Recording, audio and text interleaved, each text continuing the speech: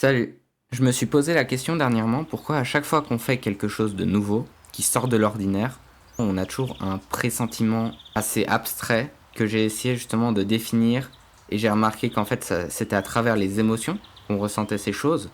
Et dans cette vidéo, je vais te donner quelques conseils pour que tu puisses mieux les gérer et aussi pour que tu puisses mieux t'en sortir avec. Et c'est pour ça que je me suis dit, et si tu avais la capacité de tout faire, mais que ce sont tes émotions qui te bloquent?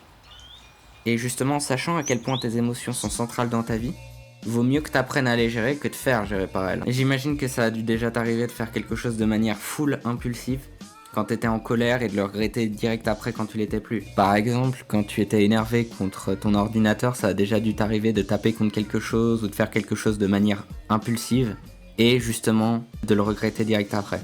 La peur, en fait, c'est l'opposé de la colère parce que contrairement à la colère, la peur, elle t'empêche d'agir alors que la colère te fait agir de manière impulsive. Et un des autres problèmes de la peur, c'est que justement des fois tu ne voudras pas faire certaines choses et elle te bloquera et tu n'oseras plus agir ou prendre de risques. Et après, le truc c'est qu'il y a aussi des sous-émotions dont tu ne rends certainement jamais compte. C'est-à-dire par exemple, t'as l'irritation, qui est une forme de colère beaucoup plus légère, mais souvent si tu remarques pas, tu peux ne pas faire attention que tu l'as ou tu l'as tellement un court laps de temps que tu te rends même pas compte que tu l'as eu.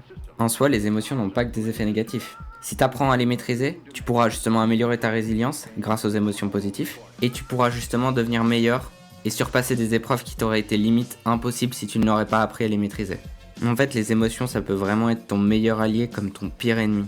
C'est vraiment à toi de choisir, soit t'appliques les conseils que je vais te donner, soit tu les appliques pas et justement à ce moment-là t'auras fait ton choix. Donc voici quelques techniques pour que tu puisses mieux les gérer. La première c'est de méditer en te concentrant justement sur ce que tu ressens. C'est-à-dire qu'au lieu de te concentrer sur ta respiration comme de base on le fait, cette fois tu essayes d'avoir aucune distraction, rien, les yeux fermés et de te concentrer sur ce que tu ressens à l'instant même. Ça t'aidera à mieux reconnaître les émotions que tu as et aussi à analyser tes émotions. Ensuite, une autre technique vraiment efficace, par exemple en disant que tu es triste, en colère ou que tu as peur et justement tu dois agir quand même, tu peux réévaluer tes émotions actuelles.